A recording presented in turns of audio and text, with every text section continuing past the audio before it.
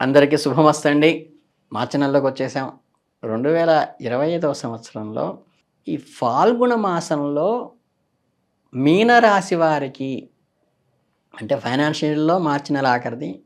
తెలుగు మాసాల్లో ఫాల్గుణ మాసం ఆఖరిది. రాసులలో మీనరాశి ఆఖరిది. వీరికి ఎలా ఉంటుంది అనేదంటే పూర్వార్ధంలో గతంలో వలె కంటే ఉత్తరార్ధంలో మంచి ప్రయోజనాలు అంటే second half of the month బాగా ప్రయోజనకరంగా ఉంటుంది.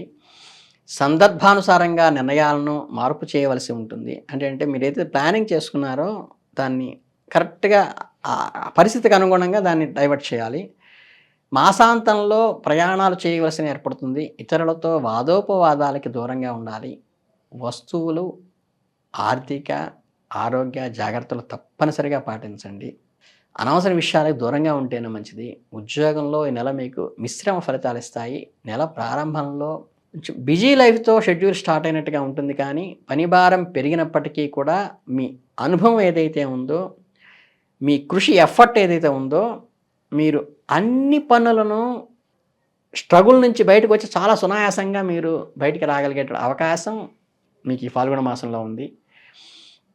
నిరుద్యోగులకు ఉద్యోగం కోసం చేస్తున్నట్లయితే కొంతకాలం వేచి ఉండవలసిన అవసరం. అంటే ఏంటంటే న్యూ ప్రొఫెషనల్స్‌కి కొంచెం తక్కువ అవకాశాలు ఉందని చెప్పడానికి అవకాశం ఉంది. ఈ మీనరాశి వారికి ఈ మార్చి 25 నెలలో చిన్న చిన్న ఒడిదుడుకులు, ఈ అప్ అండ్ డౌన్స్ అనేది బిలో అంటే ఏంటంటే మనకి ఇబ్బందికరమైన విషయాల వరకు ఇబ్బందిగా ఉంటుంది. ఈ నెల ప్రారంభంలోనే ఈ మీడియాతో లేదా పరిచయాల ద్వారా మీ పనులు సులభతరం చేస్తుంది. మహిళలు తమ వ్యక్తిగత విషయాలపై దృష్టి పెడతారు. వ్యక్తిగత, కుటుంబ జీవితంలో సమతుల్యతను కాపాడుకోండి. ఇంట గెలిచి రచ్చ గెలవడానికి ప్రయత్నం చేయండి. అంతేకాకుండా మీరు బంధువుల ఇంటికి వెళ్ళటానికి ఆహ్వానం కూడా లభించవచ్చు. ఇది మీ కుటుంబ సంబంధాలను బలోపేతం చేయటానికి ఈ జర్నీ ఏదైతే ఉందో ఈ విజిటింగ్ ఉపయోగపడుతుంది. అలాగే ఈ ఫాల్గుణ మాసంలో కొన్ని ఊహించని ఖర్చులు కూడా ఎదురవుతాయి. అవేంటంటే మీ ఆర్థిక వనరులను అంటే మీకు ఫైనాన్షియల్ అసెట్స్ ఏదైతే ఉంటారో వాటిని నిర్వహణ మెయింటైన్ చేయటంలో కొంచెం ప్రణాళికాబద్ధంగా బడ్జెట్‌ని ప్రకారం వెళ్ళాల్సిన అవసరం అంటే బడ్జెట్ పద్మనాభంలాగా వ్యవహరించవలసిన అవసరం ఈ మాసం సూచిస్తుంది.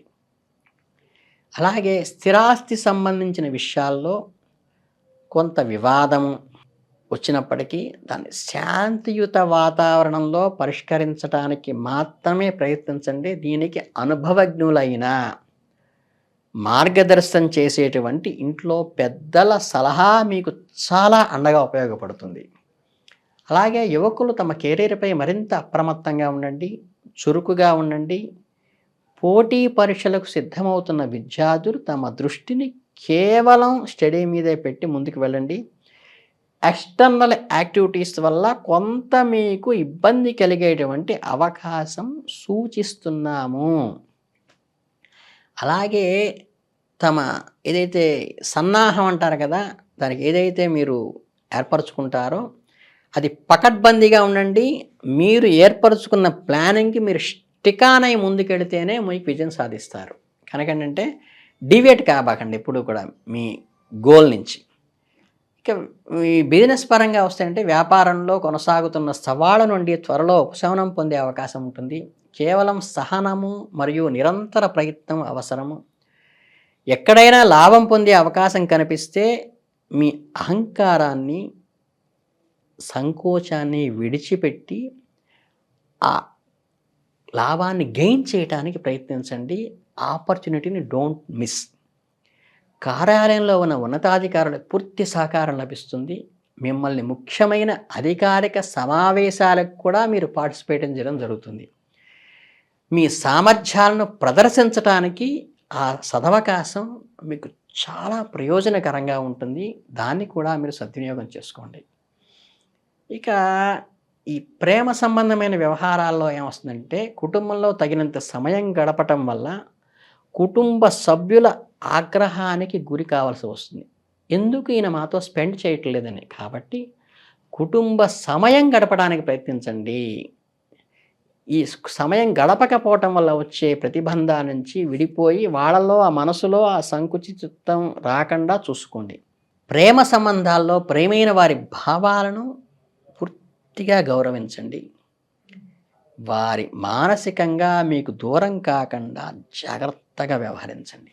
వారి భావాలను అర్థం చేసుకోవటము, వారి అభిప్రాయాలకి గౌరవం ఇవ్వటము, వారి మీద మీకున్నటువంటి సంబంధ మాధుర్యాన్ని, గాఢతను పెంచటానికి మాత్రమే ప్రయత్నం చేయండి.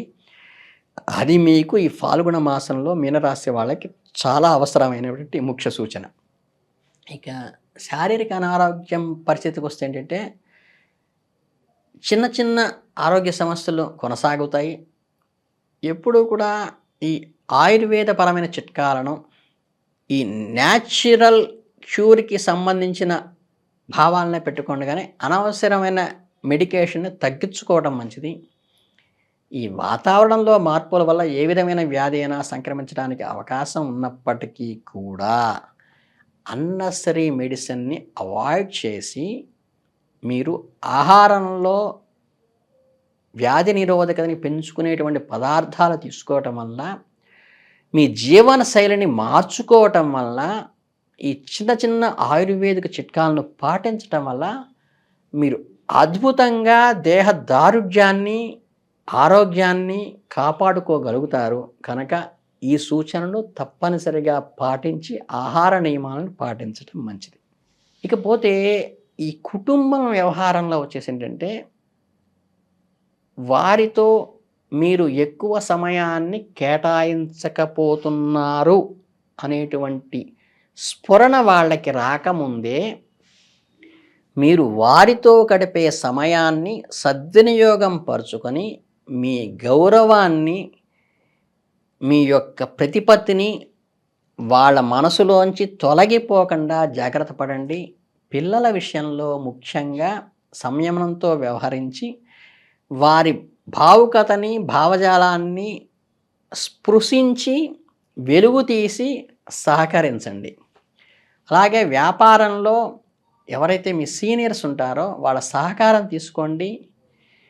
మీకు నిరంతర పోరాటంలో అది పూర్తిగా దానికి లాభపరంగా అంటే ఏంటంటే, మీకు బెనిఫిషరీగా ఆ ఎక్స్పీరియన్స్ అనేది ఉపయోగపడుతుంది. ఓవరాల్గా చూసుకుంటే మీనరాశి వాళ్ళకి ఫల్గుణ మాసంలో అన్ని అచీవ్మెంట్సే ఉన్నాయి, అభివృద్ధులే ఉన్నాయి. శారీరక పరిపుష్టి పెంచుకోండి. మీ కుటుంబ సభ్యులతో, మీ పిల్లలతో వారి భావానికి, వారి భావజాలానికి, లోపల ఉన్నటువంటి అభిప్రాయాలకి గౌరవాన్ని ఇస్తూ నేనున్నాను నీకు అనేటువంటి ధైర్యాన్ని, మోరల్ సపోర్ట్ని ఒక్కటి మీరు ఇచ్చుకుంటే చాలు. అలాగే సభలలో కానీ, చక్కగా ప్రజాభిప్రాయంలో కానీ, ఆఫీసులో కానీ మంచి గ్రోత్ ఉంటుంది. ఈ ఆర్థిక వనరులను ఉపయోగించేటప్పుడు కూడా కొంచెం జాగ్రత్తగా ఉండి బ్యాలెన్స్డ్గా దాన్ని ప్రాపర్గా ఉపయోగించుకొని అనవసర ఖర్చులు తగ్గించుకుంటే ఇంకా ఏ రకమైన ఇబ్బంది లేకుండా మీరు ఈ ఫాల్గుణ మాసంలో చక్కగా ఈ మార్చి నెలలో మీనరాశి వాళ్ళు అద్భుతమైన ఫలితాలు ఇస్తాయని చెప్పవచ్చు. మీరు చక్కగా ఏదైనా మీరు ఈ రామక్షేత్రానికి కానీ, రామ ఆలయానికి కానీ వెళ్ళి దర్శనం చేసుకోవటం చాలా ముఖ్యము. పుణ్యతీర్థ జలం ఏదన్నా ఉంటే వెళ్ళి ఒకసారి స్నానం చేసి రండి. అది మీకు చాలా అనుకూలమైన ఫలితాలని ఇస్తుంది. నిత్య అర్చన ఇంట్లో ఎవరు చేస్తుంటే దాన్ని ఆపకుండా కొనసాగించండి. ఇంతకు మించిన రెమెడీలు ఏమీ లేవు. మీ గృహం మంచి అద్భుతమైన గ్రోత్లోకి వస్తుంది. మీరు మంచి అభివృద్ధిలోకి రావాలని మనస్ఫూర్తిగా కోరుకుంటూ మీనరాశి వాళ్ళందరికీ శుభాభినందనలు తెలియజేసుకుంటూ ధన్యవాదాలు.